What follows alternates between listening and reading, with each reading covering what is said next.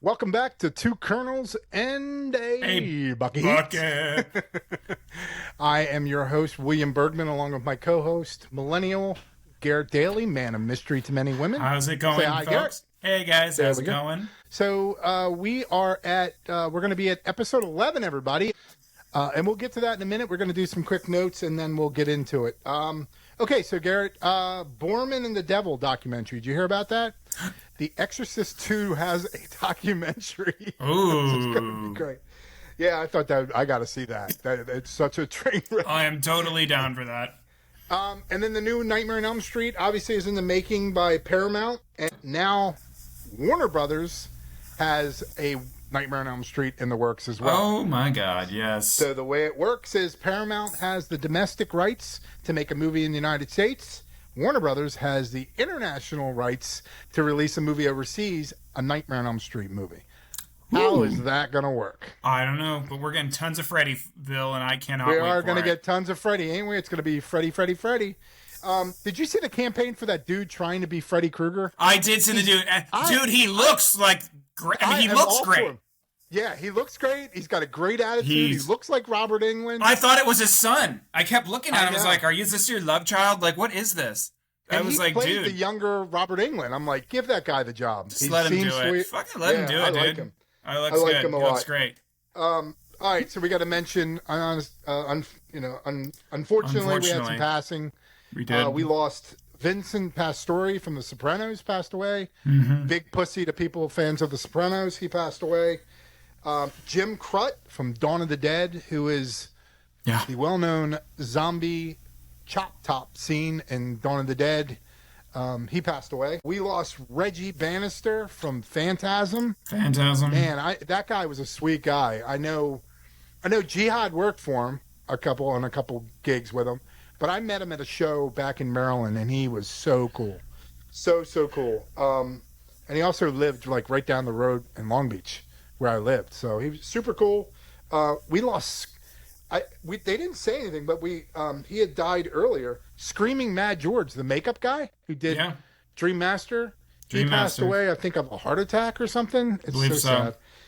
And just recently, Hayden Panettiere passed away. Good Lord. Who was the cheerleader from Heroes, and had some issues and was working through them. So we wish them Godspeed. Also, Scream 4. She was also in Scream 4. Yeah, Scream 4, which Scream has not been memorable to me, but yeah, yes, she was in Scream 4.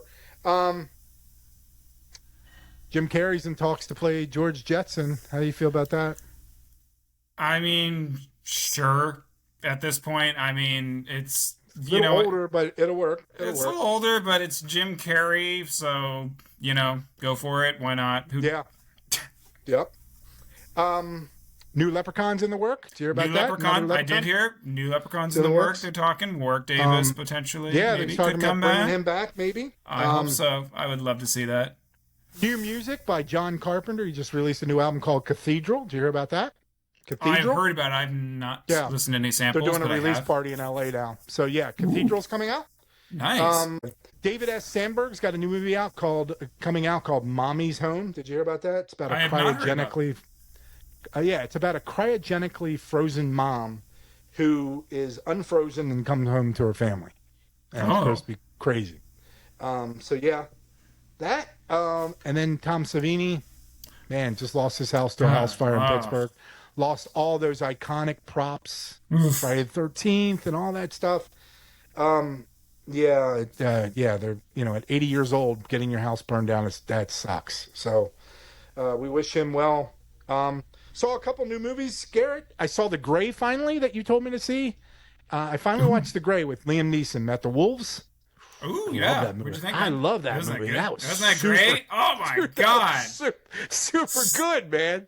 Super sad, but super awesome at the same time. Yeah, I didn't like the ending 100%. I understood it, but I wish, because he's asking for faith at the end, and then it kind of like, well, I'll just do it myself. It was like, oh shit. It was good. It was really good. Kind of an ambiguous ending. But Liam Neeson was great in it. He's always good.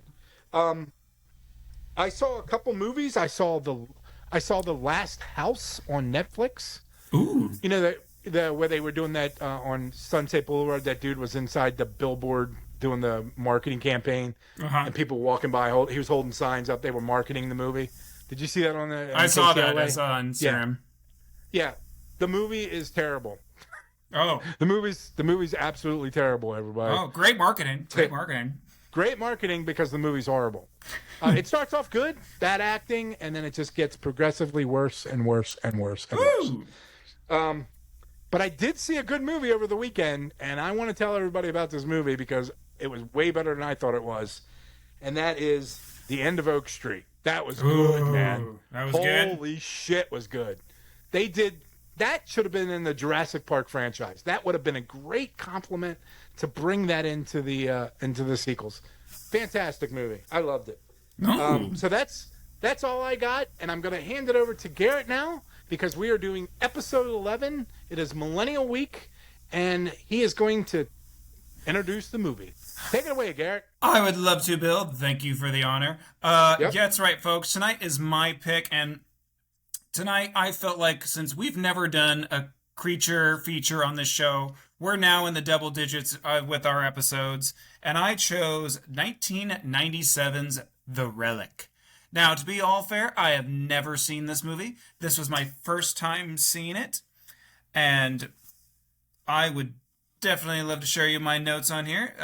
Directed by Peter Hyams, and this is starring Penelope Ann Miller, Tom Sizemore, Linda Hunt, James Whitmore, and Brian Steele.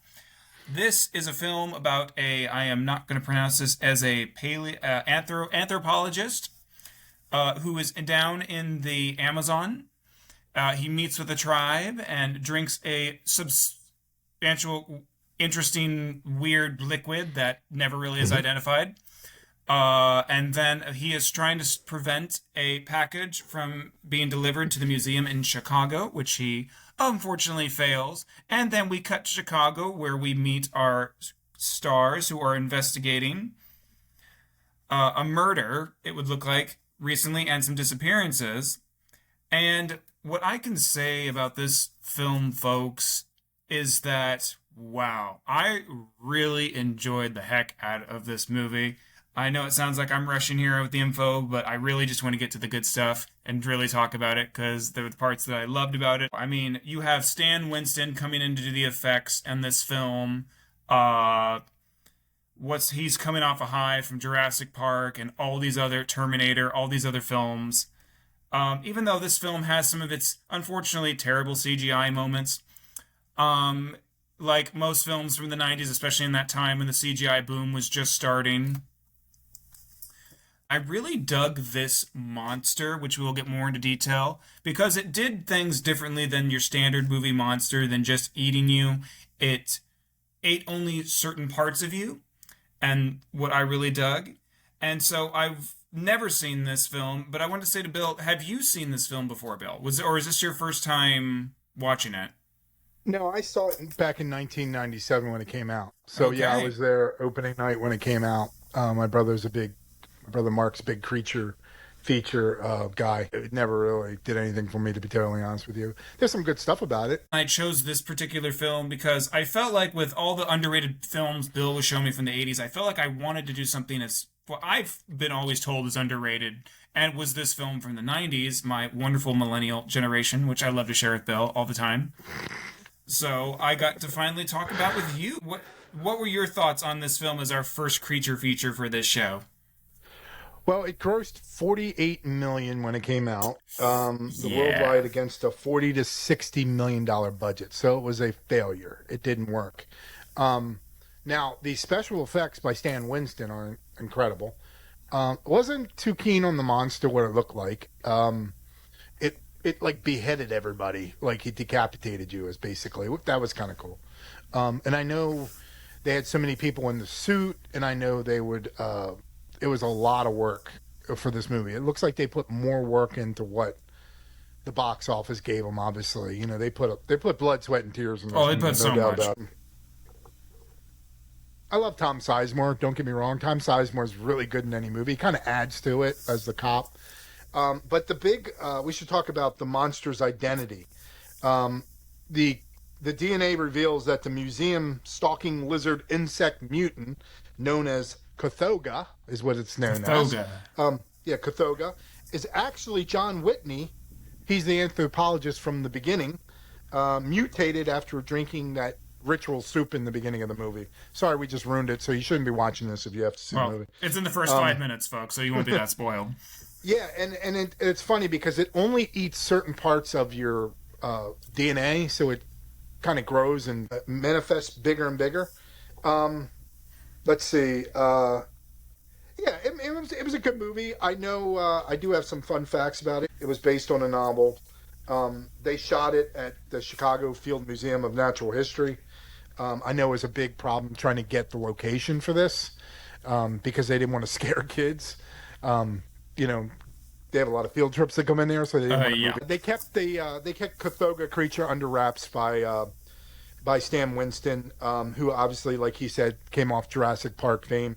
No one was permitted to talk about the creature, and they were just trying to keep it under wraps. Which, to be honest with you, it's no Jurassic Park. You know what I mean? Like, whatever, okay.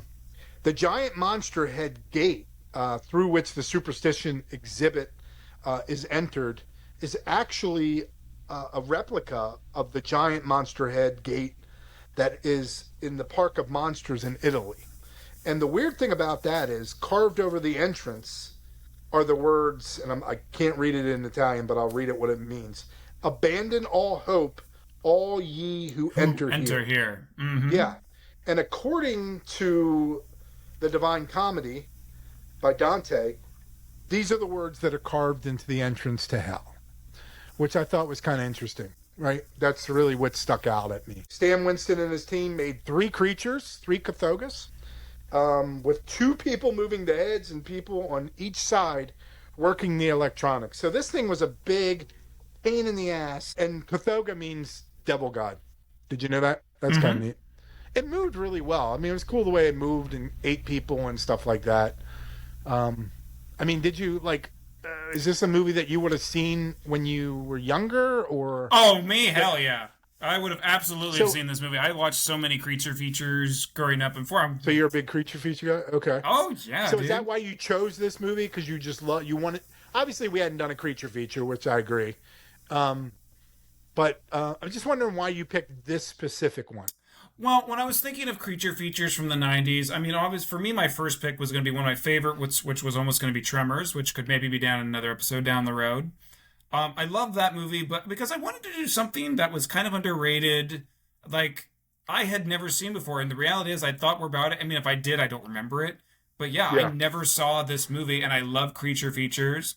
And to be fair, I was kind of expecting it to be a lot worse, but I kept hearing people say, like, oh, that's actually a pretty decent monster movie. And so checking it out, and I've got to say, I really, except for obviously a few of the CGI shots, and I know it was just the times, I really dug this movie, dude. Like, especially when you get to almost the first, it's a 2-hour movie, and once you get to the hour mark and you actually see the creature, it's just balls to the wall, crazy, nonstop, people getting their heads ripped off left and right, sucking the brain hormones, which I thought was really cool. Instead of just a standard, monster that eats you, it's like, oh no, it's feeding off something because that's its like sustenance. That's how it lives. Yeah. And I actually really dug that. I thought that for me really stood out. And of course, obviously the head's just flying all over the place. Yeah. And and then how they destroy it, they kind of like, she kind of traps it in the lab. And, massive chemical explosion and blows this thing up. It was kind of neat because they were trying to freeze it at first. And then that didn't work. It was cool. I mean, I'm not I think I know what I'm going to pick for episode 12. I think what we need, a nice complement to this, and I don't know if you've seen it. We'll talk about it later. We'll talk that later, Bill, but we're talking Relic right now. Yeah, we're talking Relic. So, the novel, the Cthulhu, was named after the tribe in which the monster is a legend of. But the tribe is called Sensira in the film. The final design of the Cthulhu had a spider-like head and 15-foot-long body that had amalgam of a lion and an alligator and a horse, detailed with reptilian scales and tufts of hair down the spine. So they had to kind of like mesh it together. I know when Stan Winston made the designs and turned them over to Peter Hyams, his only note was, make it more grisly, make it more like, vile looking. So that's pretty good that he had, Stan was so perfect at making monsters that he knew exactly, he had the structure of it already. It just needed to add to it. Well, one thing for me, I will say that really kind of stuck out for me, and maybe it stuck out for you, Miyuk, but I also found it was interesting, is that Peter Hyams, the director, who did this film, also was the cinematographer, which you don't see too often. Oh, I didn't know that. Yes, Yeah, I'm sorry. Because one of my issues I was kind of having with the film is sometimes it was a little hard to see what was going on at certain points. And I understand hiding the monster in the darkness and doing the reveal, but even when they were doing the reveal, it was like still having trouble of seeing like what was going on. Like close-up shots were just to have people running. I couldn't see quite what was going on in the foreground. Yeah, little issues like that from technical aspects kind of stood out to me. But overall, I would say I enjoyed this creature feature. Like I said, it's balls to the wall crazy. I like, one location, they're trapped. Yeah, no, it was a fun movie. It's not memorable for me, to be honest with you, enough. But the poster's great. It's got a cool poster. I like the poster. It's got a really cool poster. And I do like the twist at the end that it's actually it's John Whitney, the anthropologist. He's actually the creature. That's kind of neat. So it does have a twist, which is kind of neat. The director, Peter Hyams, also did a lot of Jean-Claude Van Damme movies, like Time Cop and stuff like that. Yeah, it was The Relic was based on the horror novel by Douglas Preston. It's about an ex-journalist, and he was an ex-journalist and former public relations director for the American Museum of Natural History in New York. So you can see where he kind of got his inspiration for writing the novel, right? Oh yeah. So that was kind of cool. That was that's all I have on The Relic, man. Well, other than it was a pain in the ass for these people in the suits. They almost needed superhuman strength to move the arms and the back and all this stuff. It was fun because for me, definitely there were a lot of unintentionally hilarious moments, which I know were not supposed to be funny, but for me, I was laughing anyway. For me, it's just what I noticed was just some of the stunt performers, you could just tell were having a ball. Like when the scene, the body falls down when they're having the big gala party, and they're all running and screaming and running over each other, and some dude just runs, gets pushed literally, and goes through the thick glass, and they're jumping through the doors. They're getting flipped over the railings. For me, another scene which also stood out to me, which was hilarious, is when the SWAT guys are coming down. The first SWAT guy gets eaten, and the second guys just keep coming down one-on-one. Literally, no guns they're carrying. And they just keep swallowed. They just get swallowed, and then the last dude's trying to escape. He gets cut in half, and then you just randomly have this other SWAT guy looking up and going, "No," which I was just like, okay, but sure. It was those unintentionally funny moments which made me actually just enjoy the film a little bit more. Which I'm not going to say, of course, this would not be my top film, like creature feature, especially from the 90s. Yeah. But this was one I would say I did really dig. And I dug it. I really did. Because for you, would you say, Bill, that you're a big creature feature, or you're kind of, it just depends on the film? When you get like The Thing, I like the creatures in The Thing, stuff like that. The alien creatures, I like that kind of stuff, like Alien. Yeah. I mean, I liked the scene, was it the crate from Creepshow, that thing with Fluffy. With the mouth. Fluffy, Fluffy. Yeah, I don't know. Yeah, I like a good creature movie. That's why I said I'm going to pick the next one because I think it's a good complement to this. I think you just basically, and I don't know if you've seen it. I'm sure you have, but I think it would be a good complement to The Relic, being another creature feature. We'll do it. I'll do mine next again as a creature feature. But yeah, that's what I have on The Relic, man. Not a super memorable movie. Cool effects because it's always Stan Winston, always delivered something cool. I got the pleasure to actually meet Stan Winston one time, and I really seriously I met him in New York. Yeah, I have his autograph. Such a sweet guy. Yeah, no, super cool. Do you have anything else before we wrap up? Yes, another thing which also stuck out to me was John Derby, the composer, who actually went on to have a really big career. I think he did like Iron Man, and he ended up doing some like certain other big Hollywood films. Really dug the score even from the beginning. I was like, okay, the drums and the beats. And I was like, okay, I really dug it, man. So nice. It's a fun creature feature. Tom Sizemore always delivers. Who doesn't want to watch Penelope Ann Miller too, man? She's hot. Who doesn't want to watch that? She did a wonderful job. Yeah. So there you have it, everybody. There's our episode 11, The Relic.